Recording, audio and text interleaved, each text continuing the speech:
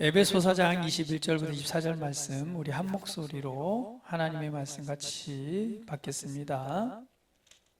에베소 4장 21절부터 24절 말씀입니다. 진리가 예수 안에 있는 것 같이 너희가 참으로 그에게서 듣고 또한 그 안에서 가르침을 받았을진대 너희는 유혹의 욕심을 따라 썩어져가는 구습을 따르는 옛사람을 벗어버리고 오직 너희의 심령이 새롭게 되어 하나님을 따라 의와 진리와 거룩함으로 지으심을 받은 새 사람을 입으라. 아멘. 할렐루야. 새로운 피조물로 살아가는 실제적인 삶, 우리 지지난주에 이 말씀이란 주제로 말씀을 나눴고 오늘 이어서 계속해서 말씀을 나누도록 하겠습니다. 여러분, 예수님을 믿고 우리가 구원받았다라고 하는 것은 단순히 세상에 있는 많은 종교들 중에 하나의 종교를 선택해서 종교 생활을 하는 것이 아닙니다. 우리의 믿음은 바로 예수, 살아계신 하나님의 아들이신 예수 그리스도를 믿는 것이고 그 예수 그리스도를 믿을 때에 하나님께서 주신 은혜는 저와 여러분이 새로운 창조물로 새롭게 지어지는 것입니다. 할렐루야. 그래서 우리가 예수님 믿는다는 것은 하나님의 생명으로 우리에게 새롭게 태어나는 것이고 그분의 은혜로 하나님의 아들로서 새롭게 지어지는 것을 의미합니다. 그래서 성경은 우리에게 말씀하기를 그리스도 안에 있으면 새로운 피조물이라 이전 것은 지나갔으니 보라 새 것이 되었도다라고 선언합니다. 자, 우리 옆 사람 보실까요? 자, 당신은 새로운 창조물입니다. 할렐루야. 이 새로운 창조물은 우리 겉사람에 대한 얘기가 아니죠. 우리 항상 이해해야 됩니다. 우리는 겉사람이 있고 이 겉사람 속에 살고 있는 속사람이 있어요. 그 속사람이 진짜 나입니다. 왜요? 이 겉사람은 나이가 들면 어때요? 점점 늙어가죠. 그리고 때가 되면은 이 수명이 다합니다. 그렇게 되면 이 몸은 어디로 가요? 하나님께서 말씀하셨으니 너희가 흙에서 취함을 입었기 때문에 흙으로 돌아갈 것이다 라고 말합니다. 그래서 이 몸은요 흙으로 돌아갑니다. 그러면 이 몸 안에 살고 있는 나, 진짜 나는 어떻게 될까요? 예, 그렇죠. 이 몸을 떠나게 되죠. 예, 그래서 모든 영혼은 어디로 가요? 하나님께로 가게 돼 있습니다. 그래서 성경은 말하기를 바로 하나님 앞에 설 때 심판의 앞에 선다라고 말하잖아요. 그래서 우리가 새로운 피조물이 됐다라고 하는 것은 우리 육신에 관한 얘기가 아니라 우리 내 이 몸, 육체 안에 살고 있는 속사람, 그 사람이 진짜 나예요. 할렐루야. 우리 옆 사람 보세요. 자, 속사람이 보이십니까? 겉사람만 보지 마시고 뭐 예쁘다, 잘생겼다.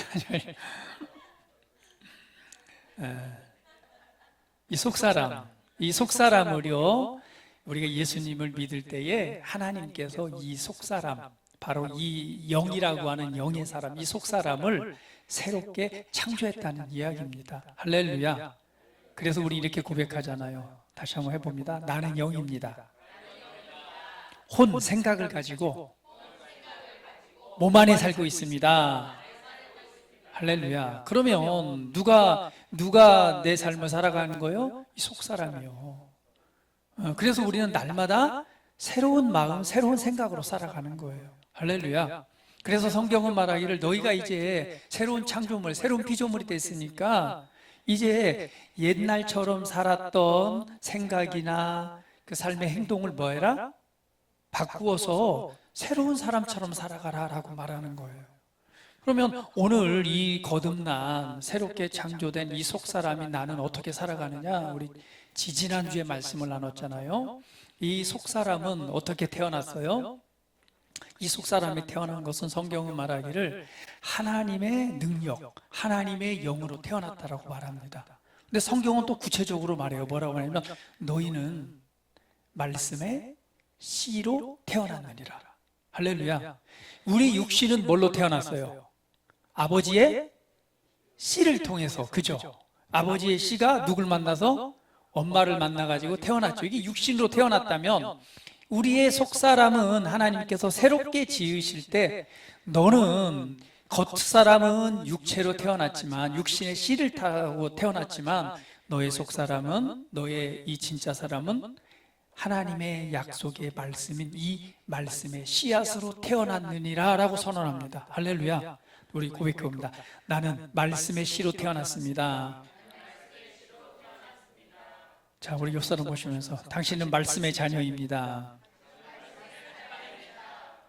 우리가 하나님의 씨를 받았다라고 하는 것은 그분의 이 생명의 말씀의 씨를 받은 거예요. 그 말씀으로 태어났기 때문에 우리 그리스도인은 당연히 뭘로 살아가요? 말씀으로 사는 것이 너무 당연한 거예요. 그래서 말씀이 뭐예요? 우리 영의 양식인 거예요. 할렐루야. 그래서 말합니다. 예수님이 사람이 떡으로만 살 것이 아니요 하나님 입에서 나오는 모든 말씀으로 사느니라. 할렐루야. 그래서 여러분 떡만, 밥만 맛있게 드시지 마시고 뭘 드셔야 된다고요? 우리 영의 말씀인, 우리 영의 양식인 이 생명의 복음의 말씀을 먹어야 됩니다. 할렐루야. 오늘 이 예배를 드리면서도 우리가 이 말씀을 나누고 말씀을 듣고 할 때 바로 이 말씀이 우리 영의, 우리 속사람의 뭐가 되는 거예요? 양식이 되는 거예요. 그래서 이 말씀을 통해서 우리의 생각이 뭐예요? 새롭게 되는 거예요. 생각이 새롭게 되니까 우리의 말과 행동이 달라지는 것이죠. 우리 아까 우리 육가사님이 얘기했죠. 학생들이 왜요? 그들이 이렇게 막 시기하고 질투하고 때로는 막 왕따를 시키고 왜 그래요? 무엇을 생각하니까? 그렇죠. 자라나오면서 보고 듣고 느끼고 배운 것이 그거기 때문에 그렇게 말하고 행동하는 거예요. 근데 이 생각은 새롭게 돼야 돼요. 어떻게 해요? 하나님의 말씀을 통해서 하나님께서는 어떻게 바라보시는가? 하나님은 뭐라고 말씀하시는가? 그래서 이 말씀을 우리가 보고 듣고 읽고 때로는 고백하고 할 때 우리의 생각이 새로워질수록 무엇을 닮아가요? 우리의 속사람을 이 겉사람이 닮아가는 거예요. 그럴수록 우리 삶은 더욱더 변화될 것입니다. 이것이 바로 하나님의 뜻입니다. 그래서 우리는 하나님의 말씀으로 살아간다라고 말씀을 나눴어요. 두 번째는 뭐였죠? 우리는 믿음으로 반응하면서 살아간다라고 말씀을 나눴죠. 우리가 거듭난 것은 하나님의 말씀에 씨로 되어졌지만 그 거듭나기 위해서는 반드시 뭐가 필요했죠? 믿음이 필요했죠. 누구를? 예수님을 듣고 알고 믿는 믿음을 통해서 우리가 구원받았습니다. 우리가 믿을 때에 우리가 새로운 피조물, 새로운 창조물이 된 것이죠. 그래서 그리스도인의 삶은 믿음으로 시작해서 믿음으로 살아가는 삶입니다. 할렐루야. 옆 사람 보시면서 당신은 믿음으로 시작했습니다. 믿음으로 살아가십시오. 하나님의 말씀을 믿는 것이 믿음입니다. 그래서 여러분 기억나시겠죠? 우리 아브라함의 예를 들었잖아요. 믿음이라고 하는 것은 무엇입니까? 믿음은 계속 자라나는 것인데 아브라함과 사라가 뭐였어요? 하나님 약속하셨죠. 네 자손이 하늘의 별처럼 저 바닷가의 모래갈처럼 풍성할 것이다. 그리고 너를 통해서 왕이 나올 것이다. 너는 복이 될지라. 누구로 말미암아? 이 아브라함의 씨를 통해서. 그런데 나이가 먹어갈수록 애가 태어나야 안 태어나? 안 태어나죠. 안 태어나다 보니 어때요? 다른 방법을 썼죠. 그러니까 와이프가 종이죠. 사라가 이 종을 누구에게? 아브라함에게 씨바지로 이렇게 들여보내 첩이 되게 한 거죠. 그래서 애를 낳았어요. 그래서 이제 됐다라고 했더니 하나님이 뭐라고 말해요? 아니다. 그 인간적인 방법으로 하지 마. 그게 아니라 사라, 너를 통해서 태어날 자야. 그가 바로 내가 축복한 씨야라고 말을 하죠. 그런데 나이가 먹어가서 이제 뭐예요? 아브라함이나 사라나 이제 100살이 되다 보니까 애를 낳을 환경이 못 됐죠. 여자는 폐경기가 됐고 남자도 이제 힘이 다 빠졌어요. 그러니까 도저히 이게 자식이 태어날 만한 조건이 안 됐단 말이에요. 어떻게 100세나 먹은 할머니가 애를 낳겠어요? 상상을 해보세요. 그런데 그 하나님의 약속의 말씀을 뭐하고 믿고 믿음이 약해지지 않았다라고 말합니다. 그런데 드디어 때가 되니까 어때요? 정말로 잉태를 하게 됐죠. 아주 소문이 파다해요. 얼마나 소문이 났는지 벌써 우리 몇천 년이 지났는데도 이 소식을 지금 전하고 있잖아요.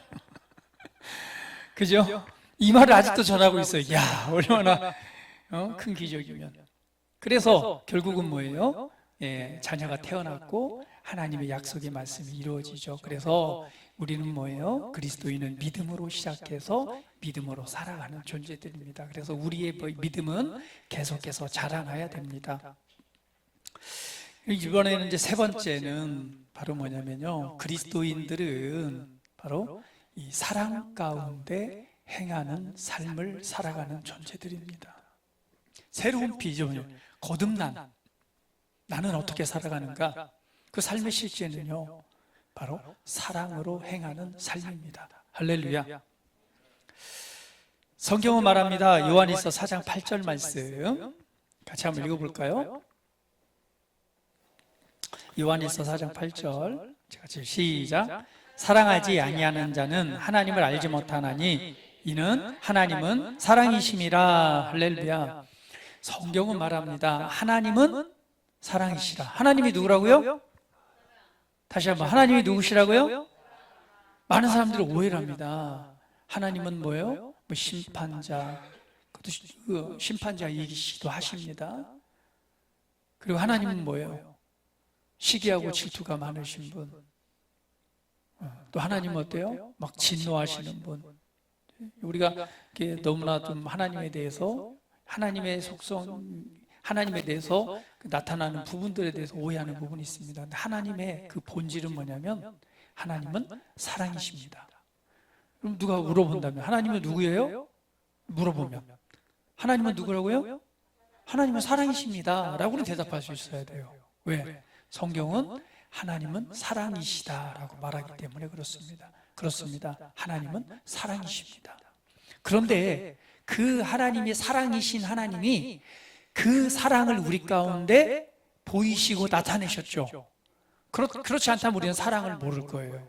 그 하나님께서, 사랑이신 그 하나님께서 우리에게 사랑을 보이셨고 나타내 보이셨습니다. 그래서 우리가 그 사랑을 아는 거예요. 로마서 5장 8절은 이렇게 설명합니다. 같이 한번 읽어볼게요. 자, 시작.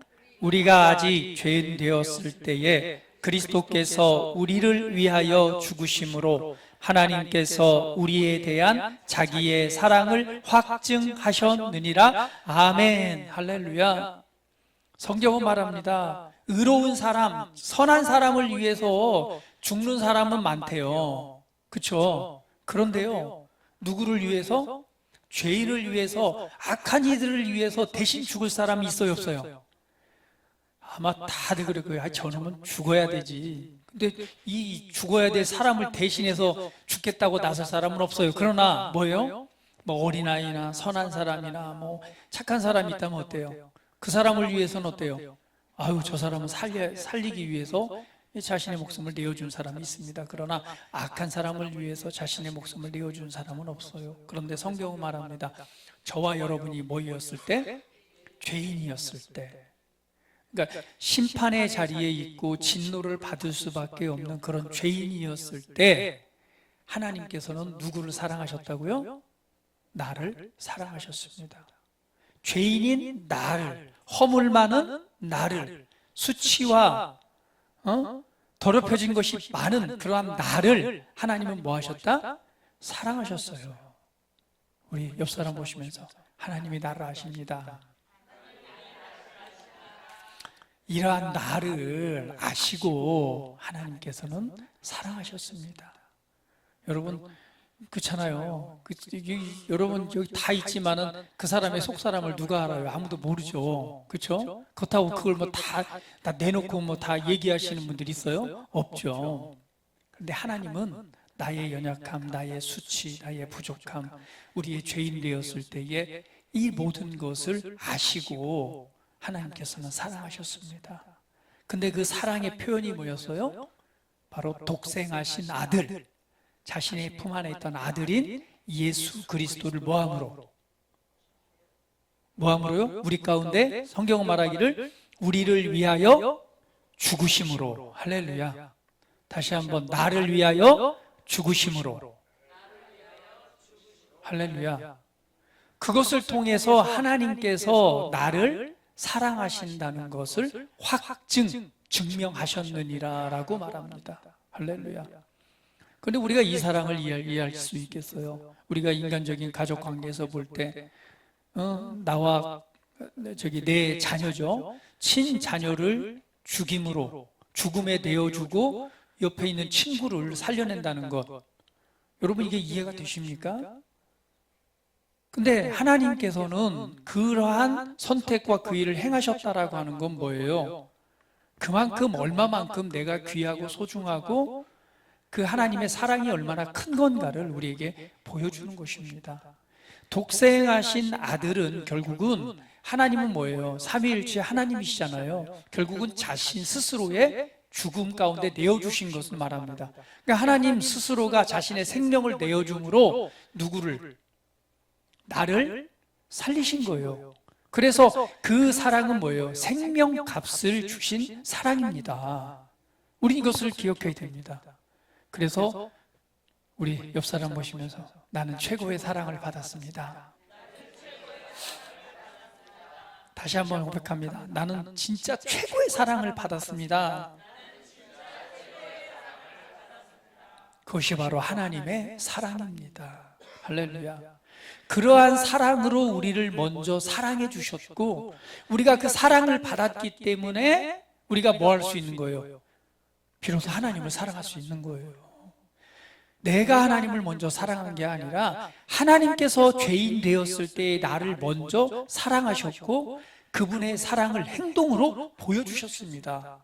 그 사랑을 우리가 알았기 때문에 하나님을 사랑하는 거예요. 그래서 바울은 기도하잖아요. 하나님의 그 크고 놀라우신 그 사랑의 깊이와 넓이와 높이가 어떠함을 깨달아 그 사랑 가운데 뿌리가 박히고 터가 굳어져서, 이렇게 설명하는 거예요. 그러니까 바울은 그 하나님의 놀라운 사랑을 알았어요, 몰랐어요? 하나님을 만날 때 알았습니다. 바울은 어떤 존재예요? 성경에서 그때 당시에 예수님이 십자가에 못 박혀 죽으셨고 그리고 부활하셨습니다. 그리고 제자들을 만나주시고 제자들이 보는 앞에서 하늘로 승천해 가셨습니다. 그리고 제자들에게 이제 성령을 받을 것을 말씀하셨죠. 그러니까 제자들이 이제 드디어 기다리다가 하나님의 영을 받고 나서 이제 드디어 그냥 예수님에 대해서 막 증거하고 다니는 거예요. 너희가 십자가에 못 박혀도 알지? 네가 십자가에 못 박힌 그 예수를 하나님께서 다시금 살리셨어. 예수님이 부활하셨어. 그분이 우리의 주인 되게 하셨어. 라고 막 선포하고 다니는 거예요. 누가? 제자들이. 그랬더니 그 사실을 듣고 뭐예요? 그 사실을 듣고 예수님을 믿지 않는, 특별히 하나님에 대해서 하나님은 알고 있지만 예수님을 하나님이라고, 하나님의 아들이라고 믿지 않던 이 바울이라는 사람이 저것 봐라 하나님을 신성모독한 사람을 저것들이 막 전하고 다니네. 그래서 이 예수님을 따르는 사람들을 뭐 하기 위해서 다 잡아다가 그냥 감옥에 가두고 잡아다가 그냥 죽이고. 왜? 그때 당시는 어때요? 스데반 같은 경우에는 하나님에 대해서 증언한다고 사람들이 모여서 뭘로 했어요? 돌로 그냥 막 쳐주겠단 말이에요. 네가 예수님에 대해서 말해? 예수님을 그냥 막 사람들이 돌로 쳐주. 그 자리에 있었던 것이 사도 이 바울이란 사람이에요. 그래서 드디어 이제는 막 사명감을 가지고 이 예수님 믿는 것들 다 죽여버려야 된다고 사명감을 가지고 이제 막 가는 길에 그때에 하늘로부터 음성이 들리잖아요. 사울아, 사울아. 그때에 이 빛이 임하고 그 사울이 바로 그 음성을 듣고 두려워서 떨면서 봤더니 다른 사람들은 그 소리를 들어요, 못 들어요? 못 들어요. 혼자만 듣는 거야. 당신 누구십니까? 그랬더니 네가 핍박하는 예수다 라고 말하는 거예요. 그 순간에 내가 지금 예수님을 믿는 자들을 그냥 죽이러 다니는데 그 네가 핍박하고 네가 죽이려 하는 예수다라는 음성을 듣고 나서 하나님이 누구신가 깨달게 알게 되는 거죠. 그리고는 그 하나님께서 예수님을 통해서 행하신 위대한 사랑의 그 깊이와 넓이를 깨닫고 거기에서 참여를 하고 그때부터 뭐예요? 자기의 목숨을 내놓고 예수님을 증언하는 삶을 살아갑니다. 그 바울이 말하는 거예요. 너희가 하나님의 이 놀라운 사랑의 깊이와 넓이와 그 높이와 깊이가 어떠함을 깨달아 알기를 원합니다. 또 기도하잖아요. 하나님 계시형을 주셔서 하나님의 이 놀라운 사랑, 예수 그리스도를 통해 주신 놀라운 사랑을 알게 하시옵고. 할렐루야. 그래서 제가 늘 기도하는 게 있어요. 우리 모여서 기도할 때마다 할렐루야, 우리 박광기 성도님 계시형을 주셔서 하나님 아버지의 놀라운 사랑을 깨달아 알게 하시고. 그걸 늘 기도해요. 왜? 그 하나님의 사랑이 얼마나 크고 놀라운가. 그것을 우리가 첫사랑이라고 말하잖아요. 그렇죠? 몰랐는데 하나님이 나를 얼마만큼 사랑하신가를 아는 거죠.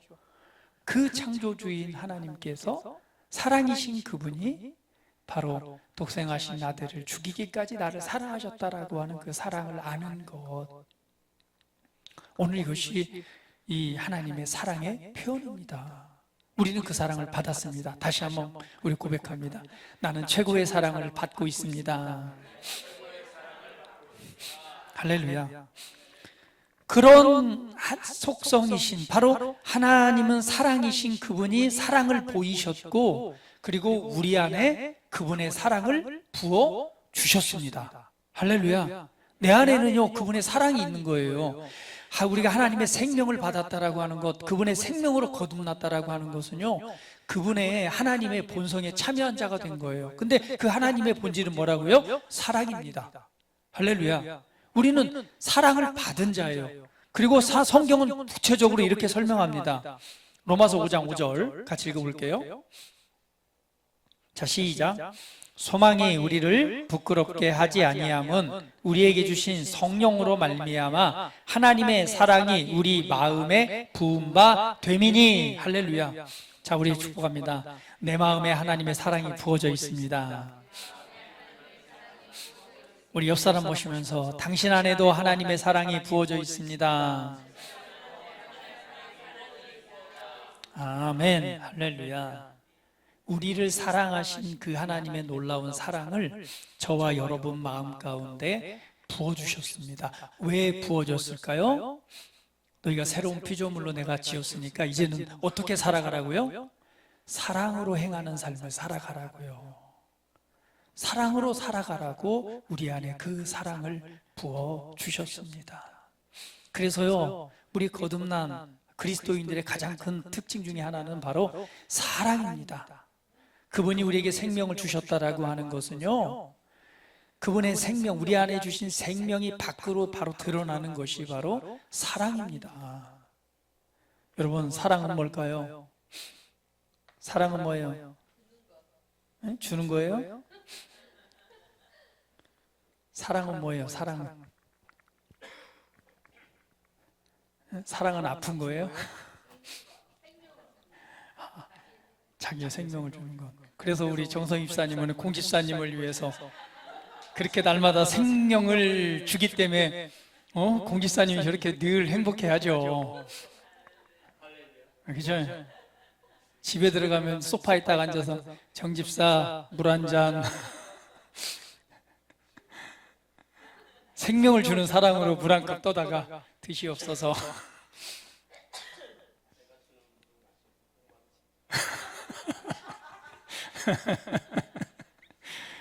그러면서 말해요.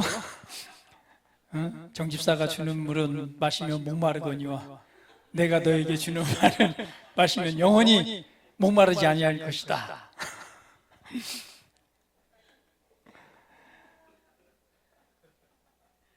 여러분, 사랑은요 단순한 감정이 아닙니다. 우리 안에 있는 본성이고요.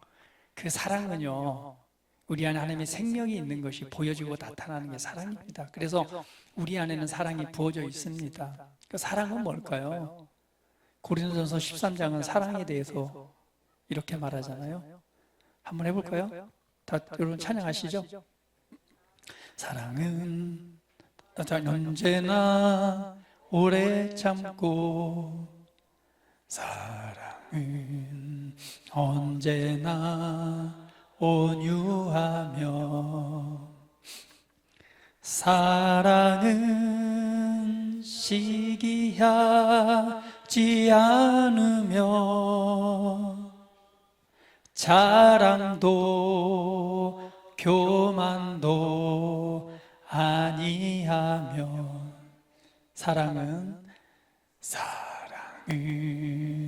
무례히 행치 않고 자기의 유익을 굳지 않고 사랑은 성내지 아니하며 진리와 함께 기뻐하네. 할렐루야. 사랑은 언제나 오래 참고 사랑은 언제나 온유하며 시기하지도 않고 성내지 않고 바라고 믿고 참아내고. 할렐루야. 우리에게는요 하나님의 사랑이 부어져 있습니다. 우리는 그 사랑의 흐름을 따라 살아가는 존재들입니다. 그래서 우리 그리스도인들의 삶은요 항상 사랑을 따라하는 거예요. 여러분, 오늘도 우리가 이 맛있는 밥을 섬김을 받는데 나는 우리 이정희 선생님이 참 사랑이 넘치는 분이라고 생각해요. 할렐루야. 네. 무엇을? 사랑의 흐름. 여러분 또 매주마다 상추도 맛있게 먹잖아. 이것도 뭐예요? 사랑이에요. 사랑. 단순히 그냥 주는 것이 아니라 내 안에 부어져 있는 그 사랑을 무엇으로? 심고 거두고 그 사랑을 흘려보내는 거예요. 우리 정성 입사님도 요즘에 사랑이 얼마나 넘치는지 몰라요. 이쪽에 밭에다 하나 심어놨는데요. 지난번에 제가 밖에 갔다가 봤는데 밭에 갔더니요 상추가 꼭대기 요만큼밖에 안 남았어요. 그 한 줄이 여기서 저까지 되는데 갔더니 꼭대기 요만한 것까지 다 따갔어요. 그래서 제가 물어봤더니 두 통을 따갔대. 두 통을 따갔는데 이제 정선 집사님이 그래도 한 통은 놓고 가야 되잖아요. 공 집사님 다 가져가. 근데 그거 갖다가 뭐 하냐니까요. 병원에 동료들 거기 계신 분들한테 그거를 다 포장해가지고요 다 이렇게 나눠주는 거예요. 뭘 흘려보내는 거예요? 사랑을 흘려보내는 거예요. 할렐루야. 예, 사랑은 주는 것입니다. 때로는 참아주고 때로는 인내하고 때로는 믿어주고 존중하고. 왜? 우리는 사랑을 따라 행하는 자들입니다. 보통은 사람들은 어때요? 그냥 관계 속에서 의무감해할 때가 많고 아니면 자기 자신의 어떤 위치나 자기의 의로움을 이렇게 나타내기 위해서 하는 경우가 많잖아요. 그렇죠? 때로는 자기의 위치, 내가 그래도 나이가 먹고 내가 어른인데 이거는 해야지. 아니면은 내가 나이가 어리니까 이거는 해야지. 아니면 내가 이 위치에 이 정도는 또 받았으니까 이만큼 해야지. 아니에요. 우리의 동기는 그것이 아니라 우리 안에 있는 하나님의 사랑의 흐름에 귀 기울여 보세요. 이게 우리가 이성적인 감각이 먼저 막 기능하려고 하잖아요. 그것보다는요, 내 안에 있는 내 속을 들여다보세요. 그러면 내 안에는 하나님의 사랑이 부어져 있기 때문에 이 안에 있는 하나님의 사랑이 어떻게 흘러가는가. 그 사랑의 흐름은요, 때로는 섬김으로 나타나기도 하고요, 때로는 물질을 주는 걸로 나타나기도 하고, 때로는 뭐예요? 그 사람을 축복하는 것, 그 사람을 위해서 기도하는 것으로 나타나는 거예요. 하나님께서 긍휼과 자비와 사랑의 마음을 통해서 때로는 어떤 이들을 위해서 기도하게 하시는 거예요. 왜? 하나님의 사랑이 부어져 있기 때문에 그 사랑의 흐름은요 계속해서 흘러갑니다. 흘러가고 우리 안에서 흘러 넘치려고 해요. 왜? 생각해 보세요. 창조주 하나님께서 자신의 독생 아들을 죽이기까지 자신이 우리를 향한 그 놀라운 사랑을 확증하셨고, 그 마음, 하나님 자신 속에 있는 사랑을 우리 마음 가운데 부어주셨단 말이에요. 한번 옆 사람 보세요. 옆 사람 얼굴 보세요. 자, 그 마음을 한번 보세요. 어때요? 사랑이 보입니까? 보이죠? 우리 박광기 성도님이 요즘 얼마나 사랑을 많이 받는지요. 얼굴이 꽃이 폈어요. 어제도 제가 잠깐 뵀는데요. 제가 막 어제 저기 같이 차 한잔 마시면서 뵀는데 얼굴이 갑자기 딱 오버랩이 되는 거 언제? 예전에 그 얼굴하고 근데 얼굴이 꽃이 피셨어요. 우리 박수로 축복합니다. 사랑을 받으니까 꽃이 피더라고요. 우리 안에는요, 하나님의 사랑이 부어져 있고요. 그 사랑이요, 그냥 충만하게 흘러가려고 합니다. 우리는 그 사랑의 흐름을 따라 사는 존재들입니다. 그래서 들여다보세요. 하나님의 사랑이 어떻게 지금 흘러가려고 하는가. 그것을 위해서 때로는 우리의 행동으로, 때로는 우리의 말로, 때로는 우리의 물질로, 우리의 섬김으로 그 사랑을 나타내는 거예요. 그것이 우리에게 열매요. 하나님께서 주신 또 사랑을 따라 살아가는 삶입니다. 여러분, 이스라엘에 가면은요, 갈릴리 호숫가가 있어요. 그렇죠? 갈릴리 호숫가는 저 헬몬산으로부터 이렇게 물이 흘러와서 호수를 이뤄요. 그 호수에는요, 고기도 많죠. 그죠? 고기도 많고요. 근데 그 물이 흘러가서 맨 끝에 있는 쪽으로 모이는데 거기가 어딘 줄 아세요? 여러분 어제 우리 선교사님이 지난주에 오셔서 보여주셨잖아요. 사해바다. 사해바다는 뭐예요? 죽은 바다, 죽은 바다. 왜? 거기에는요, 염도가 어마어마하게 높아요. 그런데 거기에 좋은 게 뭔지 아세요? 그 소금 바다의 머드. 미네랄이 풍부하고 그 피부에 좋아요. 그래서 가면은 그 사해바다 들어가서 그냥 그 진흙 가지고 막 떡칠을 이렇게. 얼굴도 바르고 여기도 바르고. 왜요? 미용에 좋으니까. 할렐루야. 그리고 거기 사해바에서 나온 비누, 미네랄 비누가 되게 유명해요. 피부에 좋아서. 근데 그 사해 바다는 뭐예요? 죽은 바다, 생물이 살 수 없는 바다죠. 염도가 높아서 수영 못하는 사람도 뜬다고 하잖아요. 그만큼. 그런데 그 바다는 뭐예요? 더 이상 흘러가지 않아요. 그냥 고여있기 때문에 뭐가 되는 거예요? 죽은 바다가 되는 거예요. 오늘 우리 안에는 하나님의 사랑이 부어져 있고 우리를 통해서 그 사랑은 뭐 해야 돼요? 흘러가야 됩니다. 그것이 우리가 하나님의 살아있는 생명으로서 나타나는 삶이 되는 거예요. 할렐루야. 우리 옆 사람을 축복합니다. 사랑의 흐름을 따라서 살아가십시오. 할렐루야. 흘러갈 때에 풍성해집니다. 흘러갈 때에 우리 안에 있는 하나님의 생명이 풍성해지고 하나님의 사랑이 더욱 풍성해질 것입니다. 오늘 그 사랑으로 인내하고 때로는 사랑으로 용서하고 때로는 그 사랑으로 축복하고 또한 그 사랑을 나타내는 정말 복되고 아름다운 삶을 살아가시기를 축복합니다. 우리 새로운 피조물은 바로 이 사랑을 따라 살아갑니다. 우리 그리스도인들은 이 놀라운 사랑으로 충만한 사람입니다. 우리 옆 사람 보시면서 자, 우리 축복합니다. 사랑으로 섬기겠습니다. 네. 자, 사랑 가운데 존중하겠습니다. 네, 할렐루야. 오늘 주님이 나를 죄인 되었을 때는 뭐예요? 자격이 안 됐을 때잖아요. 자격이 안 된 그 존재를 존중했고 긍휼과 자비로 사랑해 주셨습니다. 그 모든 걸 아시고도 우리를 사랑해 주셨고 자신의 목숨을 주셨잖아요. 그것이 그분이 우리에게 베푸신 사랑입니다. 그래서 예수님께서 말씀하시잖아요. 내가 너희를 사랑한 것처럼 너희도 서로 사랑하라. 이것이 내가 너희에게 주는 계명, 새로운 계명이다라고 말합니다. 이것이 바로 율법이고 이것이 계명이다라고 말하는 거예요. 사랑하는 것. 그분의 사랑을 부어주셨고 사랑을 나타내셨고 사랑을 흘러 보내주셨습니다. 이것이 우리 그리스도인의 삶입니다. 그래서 때로는요 인생 살아가다 보면 어때요? 감정이 먼저 동요할 일이 있어요 없어요? 그렇죠?